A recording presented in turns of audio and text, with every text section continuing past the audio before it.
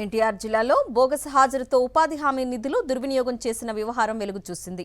మైలవరం, చిన్న హరిజనవాడ క్లస్టర్లలో పనికి హాజరు కాని వారికి హాజరు వేసి నగదు జమయ్యేలా చేశారని సిపిఎం నాయకులు ఆరోపించారు.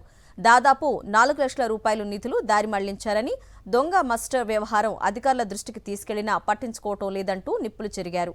మండలంలోని వివిధ గ్రామాల్లో జరుగుతున్న ఉపాధి హామీ పనుల్లో దొంగ మస్టర్లకు సంబంధించి తమ వద్ద పూర్తి సమాచారం ఉందన్నారు సిపిఎం నాయకులు.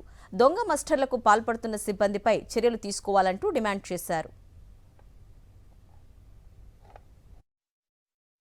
మందికి కూడా రెగ్యులర్ గా పనికెళ్లే వాళ్ళు కాదు, వాళ్ళందరికి మచ్చలు ఎలా వేశారని మేము ప్రశ్నిస్తా ఉన్నాం. వాళ్ళందరికి దాదాపు 8,000, 7,000 రూపాయలు, 1,500 నుంచి 8,000 దాకా డబ్బులు పడి ఉన్నాయి. ఇవన్నీ కూడా ఆధారాలను మేము మీడియాకి తెలియజేస్తా ఉన్నాం. మేము దీని మీద జిల్లా ఉన్నతాధికారులు, మండలం మొత్తం కూడా విచారణ చేపట్టాలని కోరుతా ఉన్నాం. ఈ రోజు కూడా మేము పుల్లూరు, దాసులపాలెం ప్రాంతాలకు వెళ్ళినప్పుడు అక్కడ కూడా చెప్పేది ఏంటంటే, మచ్చలు వేస్తా ఉన్నారు, దొంగ మచ్చలు వేస్తా ఉన్నారు. ఇటు బొర్రగూడెం లాంటి ప్రాంతంలో, గణపవరం లాంటి ప్రాంతంలో జరుగుతూ ఉంది. ప్రతి చోట మండలం మొత్తం ఇది ఉందని చెప్పేసి వాళ్ళంతా చెప్పడం జరిగింది. కాబట్టి మైలవరం మండలంలో ఉపాధి హామీలో అవినీతి భారీ స్థాయిలో ఉంది అనేది సిపిఎం ఆలోచన. కాబట్టి విచారణ చేపట్టాలని మేము కోరుతా ఉన్నాం.